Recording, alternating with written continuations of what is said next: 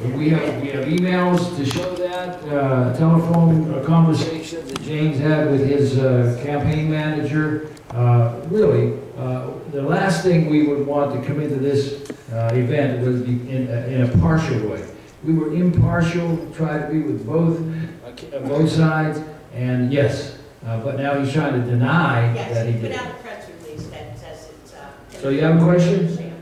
I don't have a question. Oh, okay. I'm not running this year, so I just... Anybody else? Question?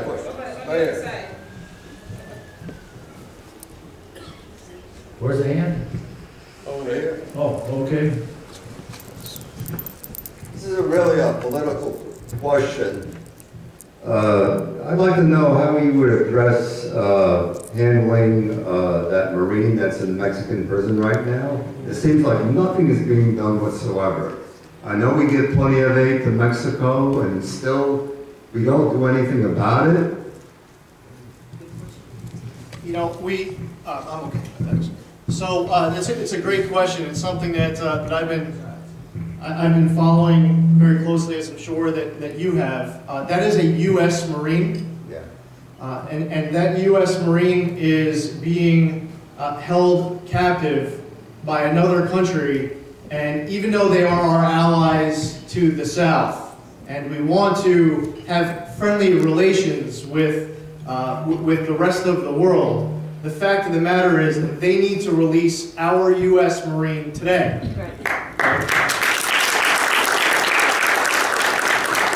And I think that there are so many challenges that we face as a country because we have too much deference.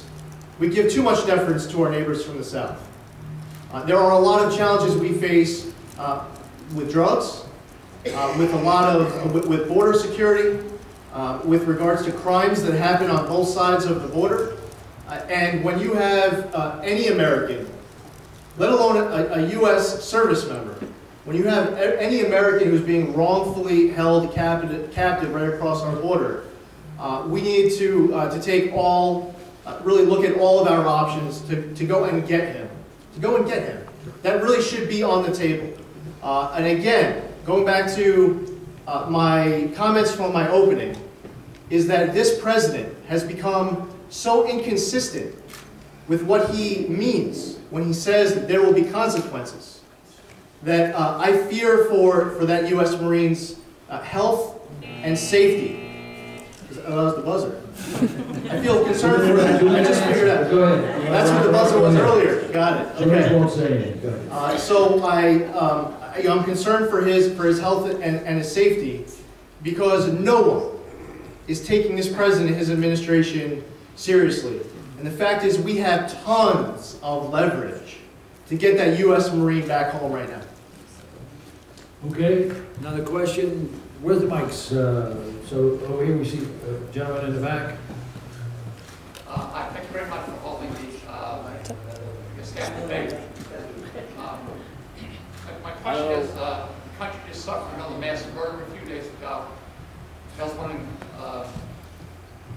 accepting the rights that we have under the Second Amendment, things are being discussed in terms of gun safety. Can you see something that the country can do to limit? Something that the country can do if you're in office, something you could do that would help Americans feel safe, that they don't have to worry about being part of a mass murder somewhere. Thank you. Now, I get the feeling I don't want to judge what your personal opinions are by any means. I just want to tell you mine.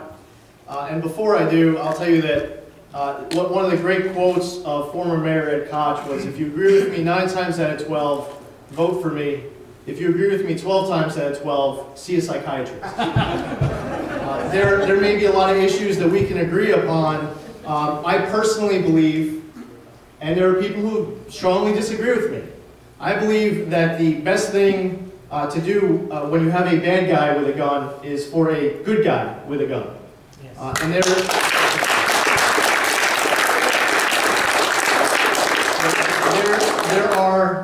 there are a lot of people who have a different opinion than I do. They're strongly in favor of very strict gun control. Whenever an incident happens, there is a renewed call and a motion in favor of some type of gun control to take it to the next level. In New York State, we enacted after Newtown, we enacted the SAFE Act.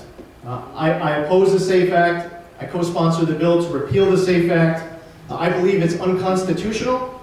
I am hopeful that the U.S. Supreme Court, if it has to go up that far, which I think it will, that the U.S. Supreme Court overturns the SAFE Act. And the reason why I believe that it's unconstitutional, if you look at the D.C. versus Heller decision, and we spoke about this the other night during our debate, is that the D.C. handgun ban was overturned because it was banning entire classification of firearms commonly used by law-abiding citizens. That's essentially what the assault weapons ban of the SAFE Act does. And if you look at the way in which the SAFE Act was written, you can tell that the people who wrote the SAFE Act had a fundamental misunderstanding of our Second Amendment. They essentially said, if you read the memo, there's a part that says anything not needed for hunting or sporting activity should be essentially banned. I could go a lot further and deeper on this, but I have some very strong opinions that, and to your question about other stuff that we can do, I believe that there are mental health, very real mental health concerns. You have individuals gaining access to firearms who shouldn't because the firearms are not secured by the owner. So I have some, certainly very open-minded to certain proposals, but I do not believe that we should enact strict laws that are only going to be followed by law-abiding citizens that only give more of an unfair advantage to criminals. Thank you very much. The debate format is so we get more questions, because that's what always people say. They want a chance to ask questions, and here's your chance. There's a hand over here. Can we get the mic to her, please? I think you'll need it. Try it. Senator Zeldin, when we send you to Washington, not if, are you willing to stand up against Republican leadership if they don't stand for what you believe in?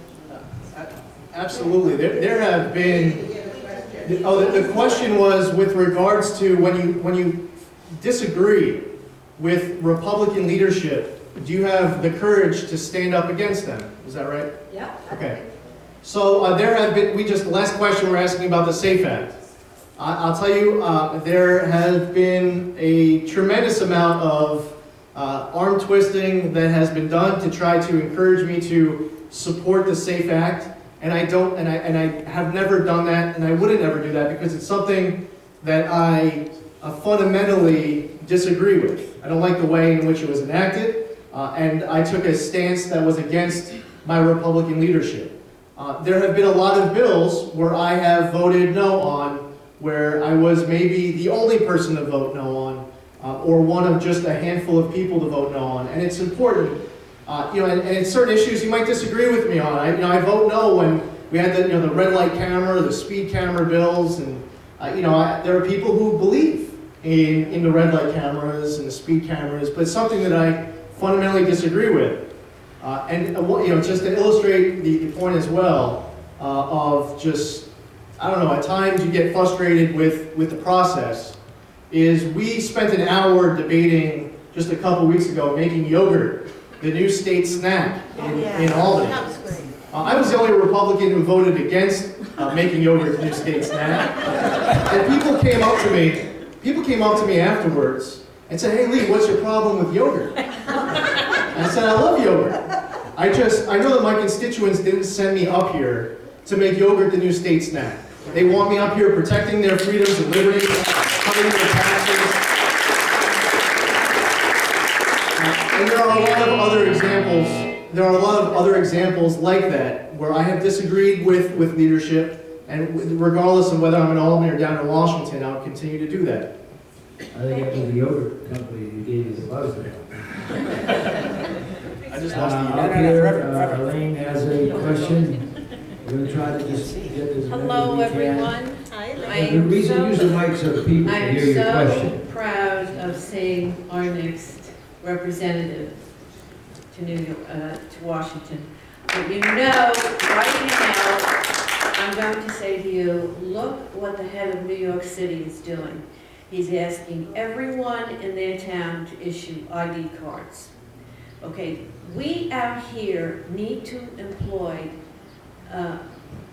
people need help in their businesses, I realize that. We've got to work the visa system. We've got to have accountability out here, and we're not permittedly, okay, because they're afraid of being sued in town hall. What I need to have happen out here is for the people that are working, that came in here without their paperwork, at least they have someplace to go, okay, to say, look, I want to get in line, I want to be part of this community, but they can't just come in here and live here because we don't know who they are. So we need the security and quality of life issues to be addressed. With your help, we'll help you. Thank you very much. Well, that was, a statement. I would say that, there have been a lot of conservatives I've spoken to who have had some fascinating ideas with regards to legal immigration. Conservatives, rock solid conservatives who. No amnesty. No amnesty, right? But and that's where there's a disagreement. There's definitely a disagreement between conservatives and moderates and liberals with regards to this immigration issue. Everyone agrees that our immigration process is flawed. There is disagreement on the best way forward. And our congressman supports the comprehensive immigration bill that you saw drafted in the Senate. Respectfully, I totally disagree with him on his analysis. There is a lot of support for his position. There's a lot of support for ours. I would say to your point with regards to legal immigration is it's another example of tons of bureaucratic red tape. You have people who come here and they work on the North Fork and the South Fork, and they go back home. They're seasonal workers. They pay taxes. Their employers fill out all of their paperwork. And these employers are suffering, and they want to follow the rules, and the people they bring want to follow the rules. We also have a problem with people who come here illegally and then remain here. And that's something else that we have to address, we have to deal with. We also have a lot of employers who are gaining competitive advantages over their competition by cutting corners and not paying taxes and not having the proper accountability on their employees. So I think that there's, we agree fundamentally that there's stuff that we need to address our immigration problems. But there's some strong disagreement based on principles. It's not partisanship. I really believe that there are true philosophical differences between many Republicans and Democrats in Washington on the best way forward. Thank you. Gentleman over here. Okay, he got the mic for you, just a minute. Thank you. Senator, in addition to the great national issues when you get to Washington, there are always constituent and local issues, and on the East End and on Long Island as a whole, the waters and bays have been a long-term one. You have saved us from the saltwater fishing license, but federal regulations on our treasured fisheries are killing. And when you get there, we haven't had a good representative from New York since Norman Lent, which betrays my age, which is many, many, many years ago. What do you think you can do that will be different and better? And so one of our problems as a state, as we enter into all these different regional agreements, there are different councils and commissions where rules are set across state lines, and New York seems to end up getting the short end of the stick. I think that we need to update our data management. It's very outdated. There are estimates that are made as far as our own fisheries here in Suffolk County that is resulting on smaller takes, smaller size limits, smaller bag limits. Up in Albany, I've been involved in a lot of these fisheries issues.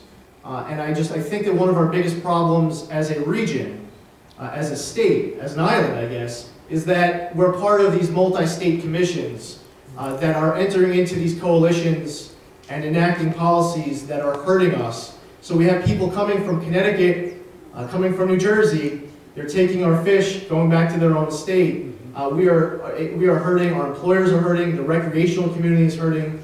So it's both commercial and recreational, and we need someone fighting for our fishing industry. I would also add to your question is that as far as local issues go, the Fire Island to Montauk Point plan, we heard our congressman talk about $700 million that was coming to fund this FIP plan.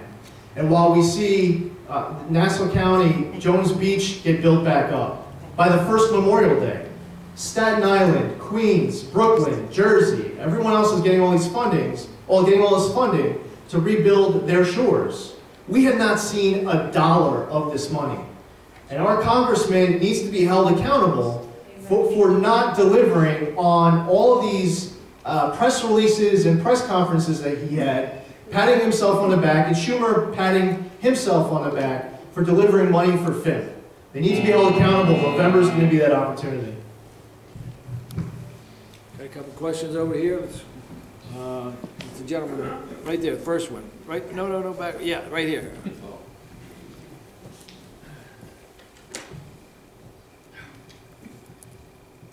First of all, Mr. Zeldin, I thank you for your service.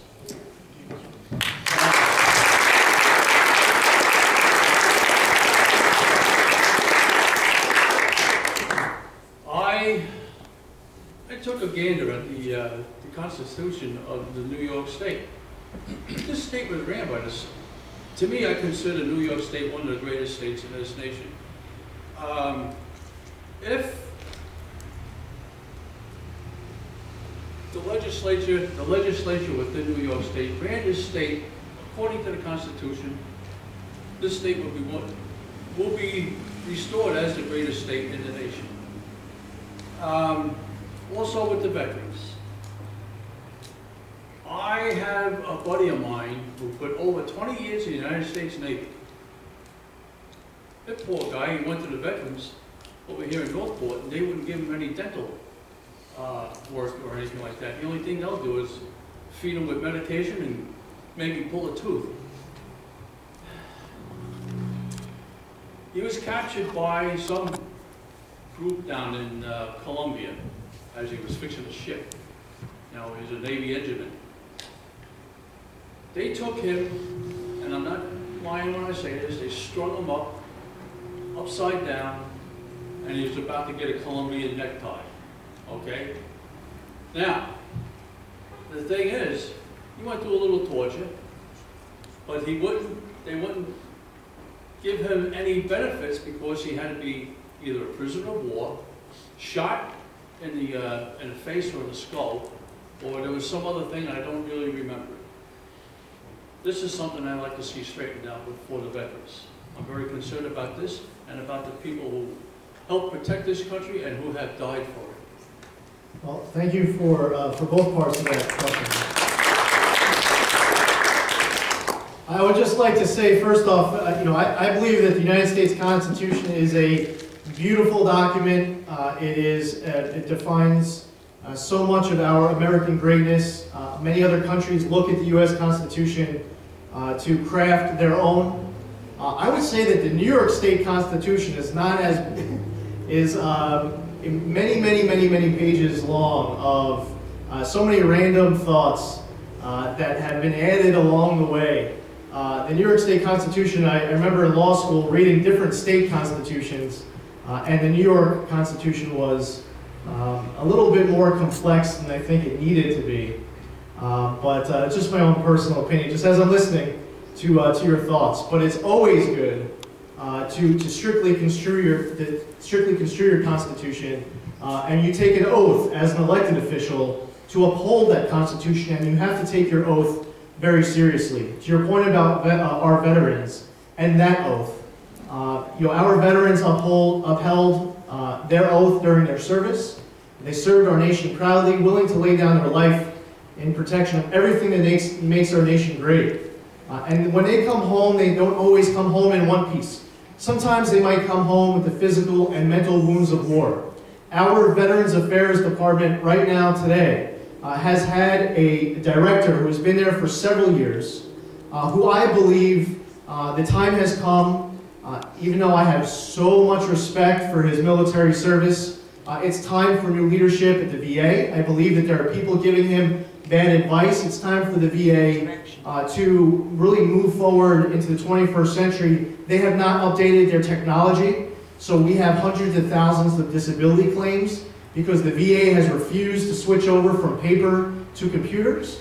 You have veterans dying on secret waiting lists all across this country, and it's outrageous. And I think we need to do more for our veterans with mental health problems, coming home with post-traumatic stress disorder, traumatic brain injury.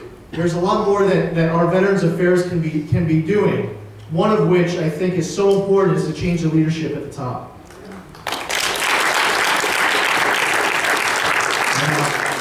Just think of how this debate could have been if Mr. Demas had honored us and honored the voters and came out here this evening. We could have had a really good interaction. So we really thank the senator. Yes, these two gentlemen right there, yes. Right behind Ron, okay? Thank you. Mr. Zeldin, if you were our congressman down in Washington, D.C., would you vote yes or no on the Paul Ryan budget plan? You know, I appreciate the question, and it's been interesting as I travel around the district. You know, if I'm on WLNG or I'm on LI News Radio for an interview, there's always someone who is given the mission of asking that question on behalf of our congressman and the Democratic Congressional Campaign Committee. The video you know, and I thank you for doing that for them, and they appreciate your service. So the Paul Ryan budget is a budget that was voted on a few months back. We have multiple plans that are being discussed. At the end of 2013, there was a Paul Ryan crafted budget, which I don't know if you're talking about that one or the most recent one, but our actual federal budget, which was crafted by Paul Ryan. One of my problems with it, and the reason why I would have voted no, is that it cut pension benefits for our veterans. And it's, I think, outrageous that we were balancing the budget on the backs of our veterans. But I'll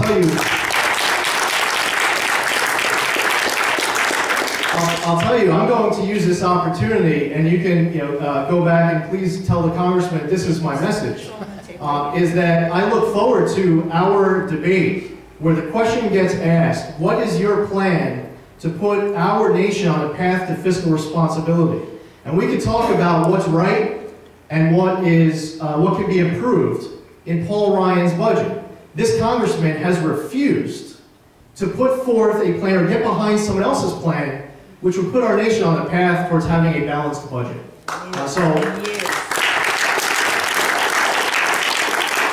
So I'm going to use this opportunity, as I have in the past, that I cannot wait for the opportunity come this general election to stand up here, maybe back at this church or elsewhere, and I would just please ask the congressman, for all of us, that when he wants to show up at that debate and he wants to talk about the Paul Ryan budget, that he tells us which budget he's behind. Yeah. I think it's outrageous that he's been there for 12 years and he refuses to have the intestinal fortitude to get behind a plan that will put our nation on a path to fiscal responsibility. That's why he's going to get fired in November.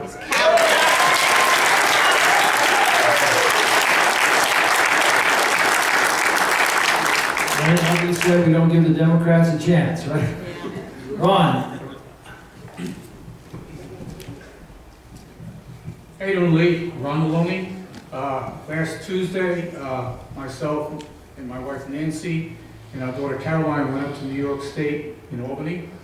And I hope next time, we're going to go up in a couple of weeks, that next time when we go to the Senate chambers, when we put in our name to call you, that hopefully you have time to come out and see us. But we did speak to a few of the other senators. We spoke to Kim LaValle's office, and then we personally met with Senator Flanagan outside, and we had a nice chat with him. And we specifically went up there for something I would never... We specifically went up there for something I never thought I would be supporting. and that was the Compassionate Care Act in New York. And that, if anybody not familiar with that, that's the medical marijuana type of thing. And I was just wondering your stance on it. And number two, since this is also a national and a state issue, what do you think about the 10th Amendment and the importance of it too? Okay? I'm going to need maybe a little more than 2 minutes. Actually, no, I can answer the first part very quickly. If the bill came up to the floor for a vote, I would vote no. And I understand the, there are examples, of people who are really suffering. And as far as compassion goes, I tell you, the bill is very well named. All of us have compassion for people who are suffering so much, and that's the hardest part of this issue. I will tell you that some people, not you, a lot of people have come up to Albany and they're advocating for me, and I swear they're high when they're lobbying me. And I have a problem with the manner in which it would be dispensed. There is the way the bill is currently drafted by Senator Savino. I hope even though I'd be voting no, if somehow they rally the support to do it, her bill needs to get approved. But when that bill comes to the floor for a vote, I just don't believe that us as legislators should be playing doctor. And if it's a medicine, that the FDA should be studying it and regulating it just like every other medicine. And I say that, I swear, with so much compassion to people who are struggling so much. I just don't want us as legislators to be playing doctors. The 10th Amendment to our Constitution is so very important. Our federal government, so often, whether it is through congressional statute, it is executive order by this president, it is regulatory with all sorts of federal agencies. Our federal government steps on states' rights each and every day throughout the day. And I think that when we advocate for limited government, when we advocate for states' rights, education is one great issue, or Common Core. There was no way that they were able to get states to sign on to Common Core without dangling money out as a carrot, because it wouldn't stand alone on its own merit. And so often we see the federal government getting states to buy into federal programs. Sometimes it's just mandated. Other times they have to essentially bribe them. And I think that our federal government is going a lot further than it has to on so many different issues. There needs to be more of a respect for states' rights.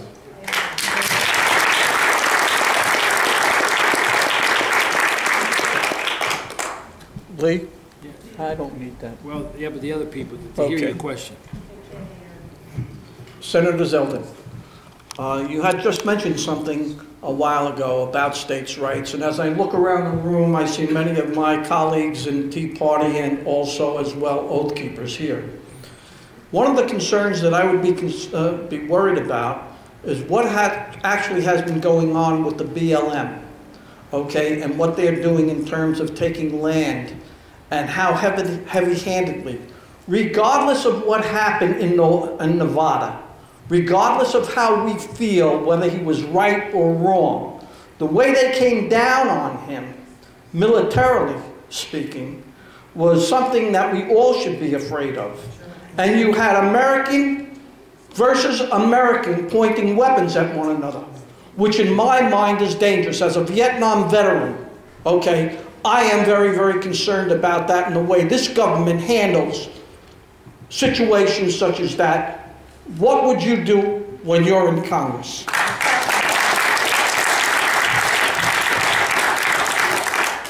First off, thank you for your service. I'm okay.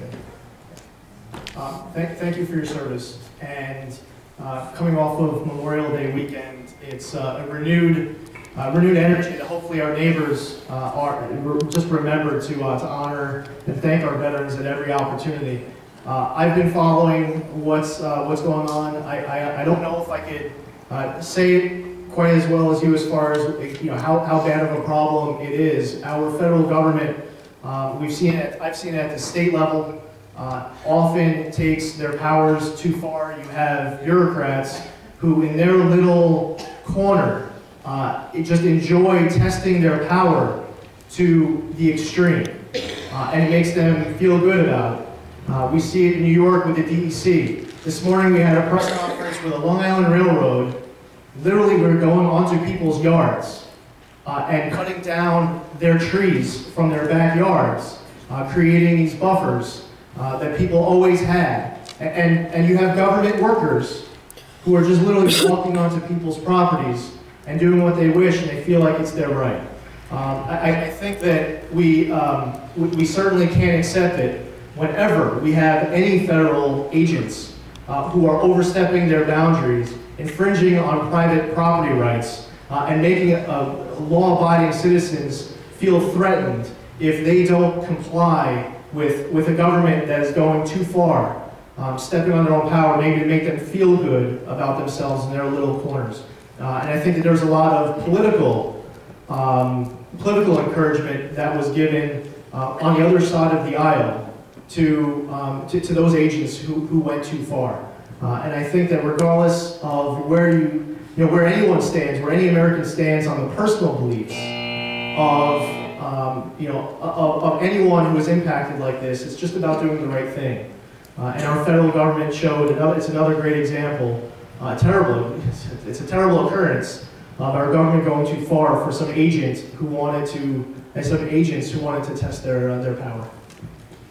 Now, Rosanna, right here, okay, I know how are you on time? Or how many times the quarter off?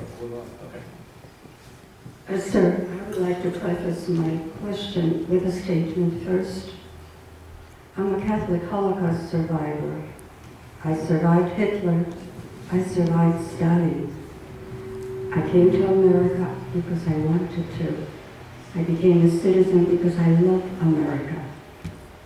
Now, I find out that American people or somebody approves murdering 59 million babies, abortion, and now they're helping our senior veterans to an early grave. Where are we going as Americans? What would you do to change our thinking on morality, on our choices? I'm pro-life.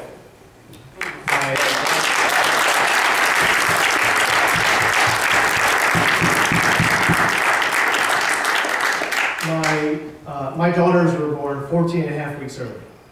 They were less than a pound and a half when they were born. And I've had the unique opportunity of seeing what life looks like that early. They were their 25th week. And now they're 7 and a half. They have caught up to their peers. They're doing great in school. One of the biggest challenges campaigning so much is spending a minute away from them. Although when it gets warmer, they get to come to some more events with me, which is nice. They were with us yesterday. I've had the opportunity just very personally to be impacted by this issue, and I'm so grateful that my daughters had the opportunity to be born, to grow. I'm excited for them and their future. I'm concerned for their generation and the direction this country is heading. And you know what? Morality is one component of it. We are growing up. I live a half mile now from where I grew up in Shirley. And when I was around their age, maybe a little bit older, I was free to get on my bike and just ride wherever. And I would come back for lunch, or come back for dinner, but I was free to travel the streets, and my parents felt secure. And I think that the strength of family, the strength of crafting a strong sense of right from wrong in our kids, to have the right surroundings, whether it's friends or parents and family and at school, that there is so much more that we can be doing as a nation that you can't legislate. Sometimes you see government trying to legislate morality, and it's really in a place like here, at church, where you might be able to learn so much more than you can on the streets around your home. So there's a lot that goes into this. I wanted to answer your question very briefly right out of the gate, but really we can write books and novels on the best way forward as a nation to help make sure that our families are stronger, and there's so many components of that. I'm getting concerned because he's moving over to the middle there. He's going to be taking the pulpit over there.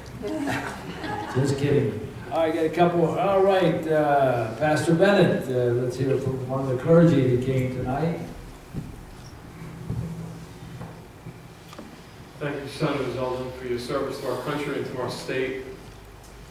Question for you. I serve as a committeeman for the Republican Party, and I'm getting specific questions as I go door to door from constituents, and they get the flyers from your opponent, Mr. Demos, and on 3 specific questions, they pepper me, because I'm supporting you. You and I have history, and I appreciate your support for me when I ran for state legislature as a pro-family, pro-life candidate. And that shows your true conservative credentials. But they asked me to defend what Demos is accusing you of, specifically with voting. And I know you don't favor the SAFE Act that you actually want to repeal. I know you don't favor Obamacare that you actually want to repeal, and that you don't favor higher taxes.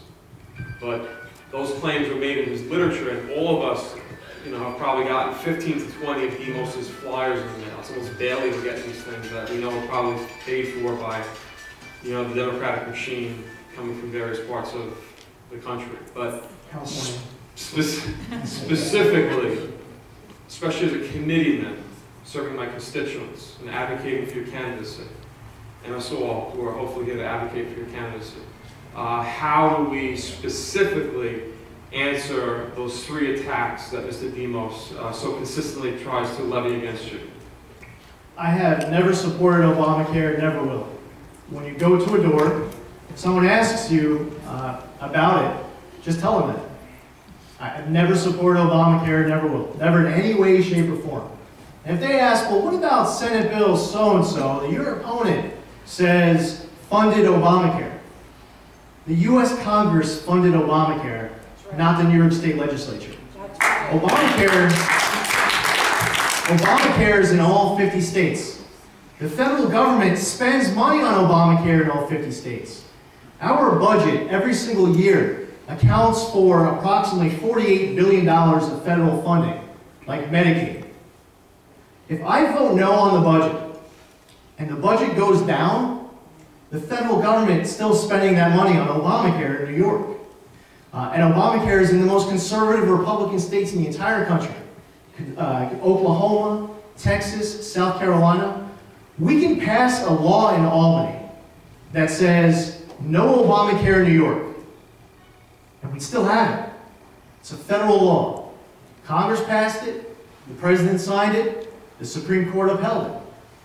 They are, let me give you, and I'm going to hopefully grab an extra minute or two if it's okay on this question, because I want to give you a specific example. They say that page whatever, line whatever, was $24.3 million of state funding. I don't know if you've seen it. They just keep repeating it. And the fact is, if you actually go to that page and line, I'll tell you 2 parts of that. I'm kind of getting into the weeds here. Don't go this far in the weeds unless you have to. $24.3 million, and it says ... RE period 3 million. Now, if my opponent knew how to read a state budget, or if he cared what was true and what's not, it's actually a reappropriation of $3.5 million. So it's not an appropriation for 24.3, it's actually a reappropriation of 3.5. Now they say that's for Obamacare. It's not even for Obamacare. It says online enrollment portal, but it's not Obamacare. Years ago, before we had Obamacare, New York State changed to a system where we were able to people were able to sign up online for Medicaid. That's what that was. So here, he's kind of preying upon the fact that we have people who are working, people who can't read every single word of every single bill. So he's trying to prey upon that, hoping that voters are uninformed. He can educate them his way with millions of dollars, with all these expensive advertising, convince people otherwise. He says that I raised taxes 104 times. 100% untrue. 100% untrue. They talk about income taxes and sales taxes, where if you actually get into the weeds to read what they're talking about, it's just 100% untrue. The SAFE Act funding was another example, we actually pulled out the money from the budget. There was a line item for the SAFE Act. Governor Cuomo then indicated that he was going to pull money out of a pot that he controls and use it to fund the SAFE Act, which is outrageous, which is unacceptable.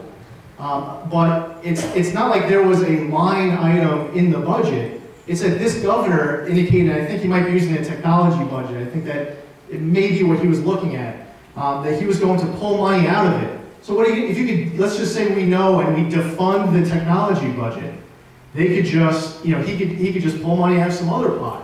And I think that's wrong. But, that's just a little bit of the background on those issues. They're not saying it because it's true. They're saying because it polls well. And I'm about to get the hook. Can we take one more question? Yeah, there was over here, gentleman here. Right here, right here, yeah, no, yes, right here. Oh, he got it? Well, Lee, I'm glad to be here. You're here. I made a big mistake, we know that. I am a legal immigrant. I came here in 1957, and I love the United States of America.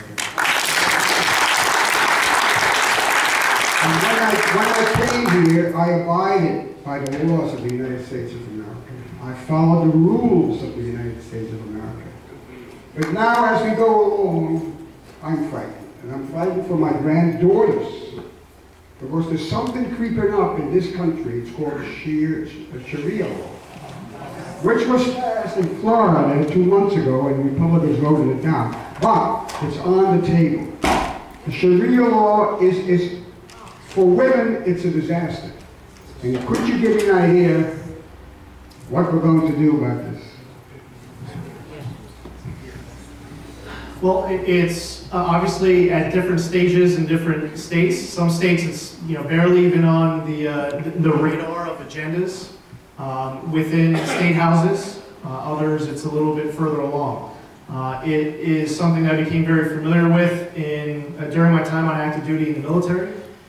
It's a certain code to life that you see amongst people who both love us and hate us, having to deal with the challenges of Sharia law. It's certainly very much anti-woman. I think that that culturally, what we see in other nations because of Sharia law would never have any place in any corner of America. So I think that there's a lack of awareness of what it is. I think for some people, certain issues don't become real until it's literally impacting their family. But it's something that we need to be aware of and concerned about. As a congressman, it's not only something to be aware of and concerned about in the United States, but it's something that's very real that our service members are facing literally as we're having this debate overseas. And so it's something that from a foreign policy end, from an intelligence end, there are many different reasons to be aware of what exactly it is. And it's good not only to know about what's right, with our way of life and our framework here in America, but to be well aware of what's not working in other parts of the country, in other parts of the world, to make sure they don't make their ways within our borders. Well, you have to leave, right? Senator has another engagement now. We didn't get everybody's question. I'm sorry about that, but I think we tried to have it as open and flexible as we possibly could. Here's the thing. He can't go anywhere unless We go somewhere. That's right. And, this was an impartial evening. We wanted to set this up. Really, trust me, all of our involvement, we have emails and phone calls to show that George Demos was a welcome guest here tonight. And he just no show. So the thing is, that really, because before tonight, I had not, leaned one way or the other, but seeing some of this behavior with George convinced me. I'm speaking just for myself. But if we are conservative people here tonight and we want to see change in November, first of all, the Republicans have to get out and make their choice.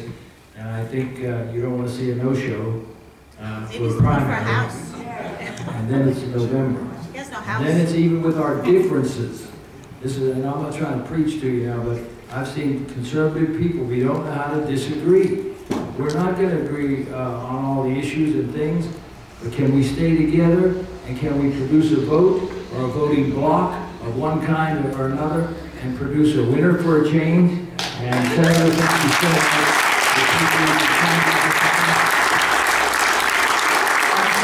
Thank Pastor Havrilla, Deacon James Boyd, the church for hosting this debate tonight. I think it's very important to have the opportunity to see what your choices are, and you know, I'm happy that you're here and we have the opportunity to speak. I did want to just say one quick thing. I keep doing all of the radio interviews, even though I know that people are going to call in and ask planted questions. I don't care. I still will show up. I will be here and answer whatever questions you have, even though I know there will be planted questions. And I think it's very important when you have a choice between two candidates, whether it is this primary or this general election, it should be very telling when somebody doesn't have the ability to stand in front of you and answer any questions you have, regardless as to whether or not the answer will be to your liking. So hopefully you'll keep that in mind when you're considering who to vote for in 2014. And Senator, I hope I'm not going too far with this, but the church is here, and if George Venus wants to come again, I'm sure you wouldn't have any problem.